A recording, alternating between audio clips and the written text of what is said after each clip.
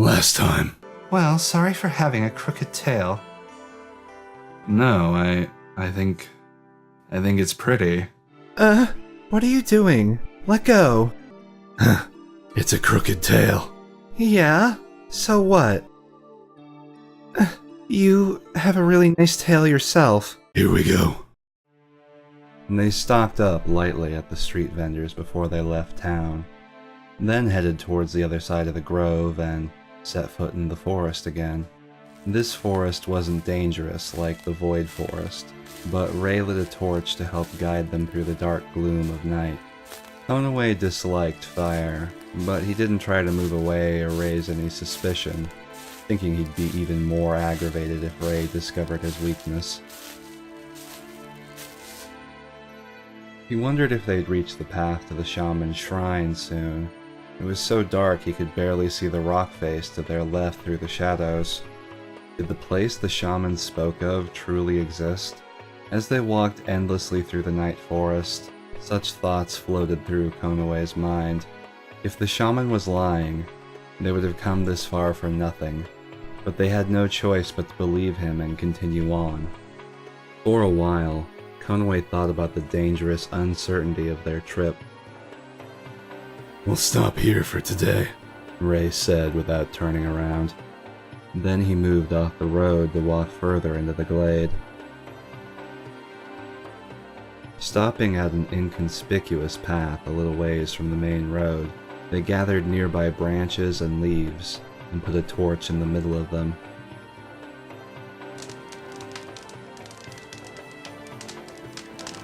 The flame flared upwards for an instant, then fell quiet again.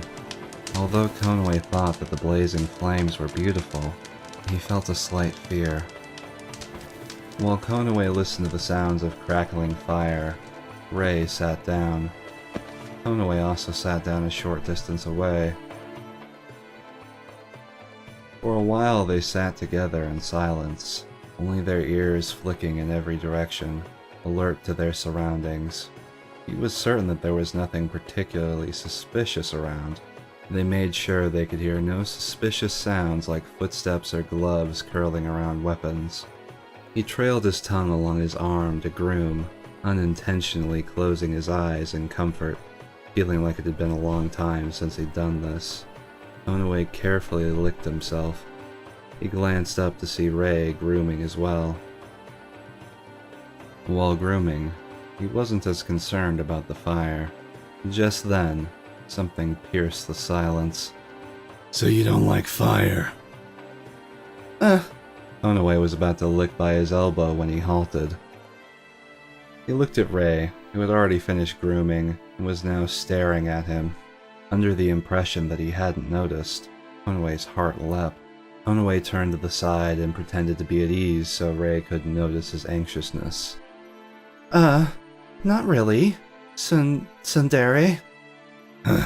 You avoided it while we were walking. And now, too. Well, I didn't really mean to bring it up anyway. Jeez. Even if Ray didn't mean it that way, Conaway felt a little agitated at his mocking tone. You hungry? Not really. Suspecting that Ray scoffed at him, Conaway turned with a strong look when something flew towards him. He quickly grabbed it. It was a dried fruit the size of his fist. Ray had a fruit in his own hand as well, biting into it with a nonchalant face as if nothing had happened. Slowly, Conaway began to wonder if Ray actually cared about him. Oh, you mean the guy who's following you around and trying to help you? I mean, maybe. Guess we'll see. Conaway messed with the fruit in his palm for a while, feeling displeased, and bit into it with some reluctance. A sweet and sour flavor spread through his mouth. Suddenly, feeling very hungry, he quietly continued to eat. In the ensuing silence, Ray stopped eating and looked up. His ears perking up at once, he put his hand on the hilt of his longsword. Conaway's ears shot up as well, and surveyed his surroundings.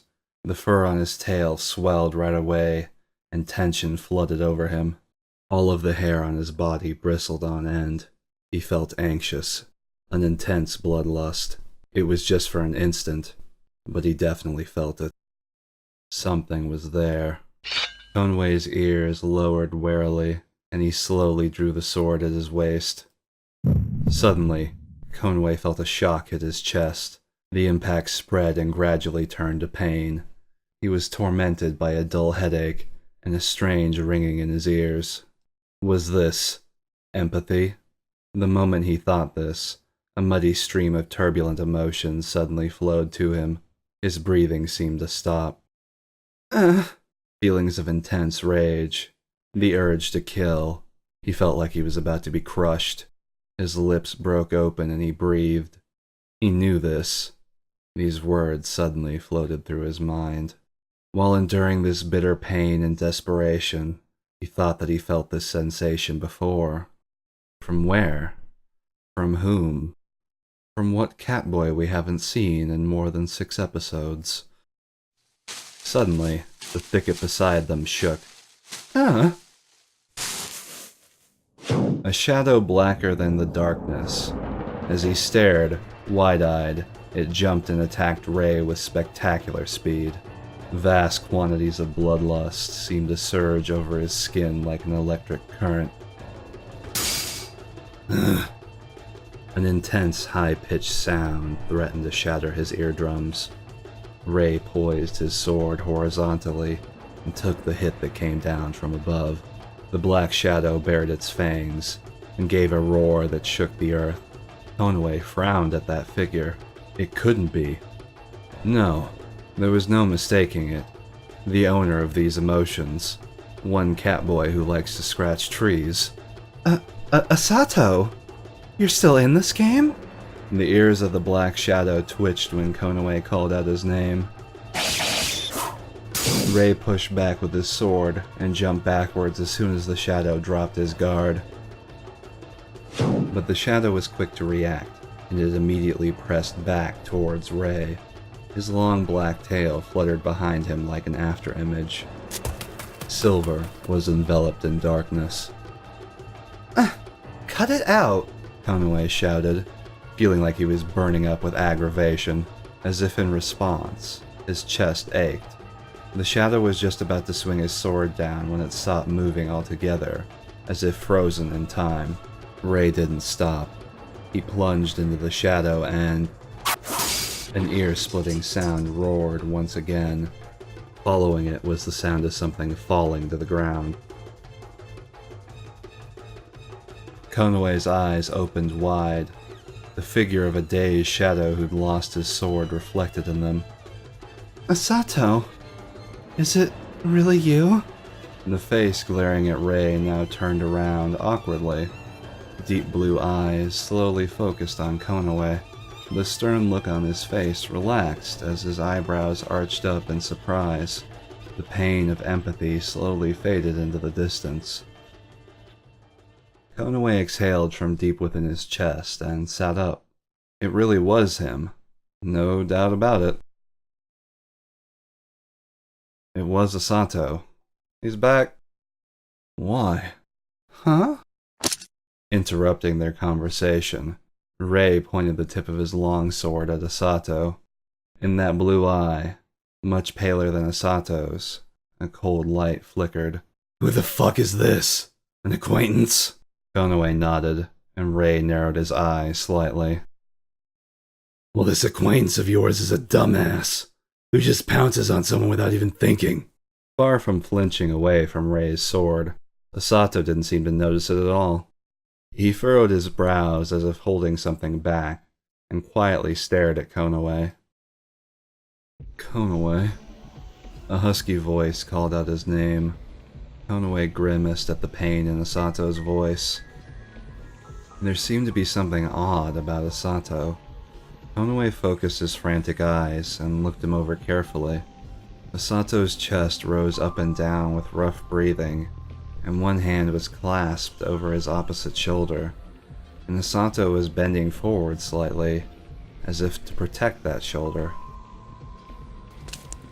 Something dripped to the ground. From its faintly acrid scent, Conway knew it was blood. Asato was injured. you hurt? Sato needs a nap now. As soon as Konaway had asked him, Sato seemed to run out of strength, and his large body collapsed to the ground. Oh, Sato! Rushing up to him, Konaway immediately raised him up in his arms.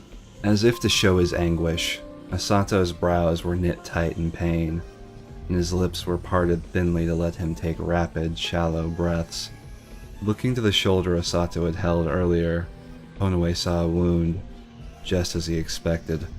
The exposed skin was torn open, and bright red blood overflowed. It seemed like a fresh wound, but it wasn't Rei who injured Asato. Most likely, this was a wound that he suffered before he appeared here. Are you okay?